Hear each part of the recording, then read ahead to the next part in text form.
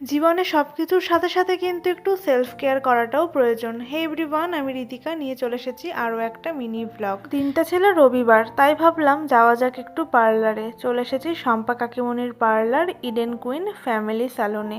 আর এখন চলছিল এখানে কিছু কম্বো অফার, সেই কারণে আরও মেনলি পার্লারে আসার পরে কিছুক্ষণ ওয়েট করি আর তারপরে শুরু হয়ে যায় আমার ট্রিটমেন্ট, যেখানে কিন্তু সবার প্রথমেই হবে হেয়ার স্পা। সেই জন্য এখন হেয়ারটা ওয়াশ করা হচ্ছে। আর আজ আমি নিয়েছিলাম 899-এর কম্বো অফার, যেখানে ছিল hair spa, back detan, face detan আর তার সাথে পেডিকিওর।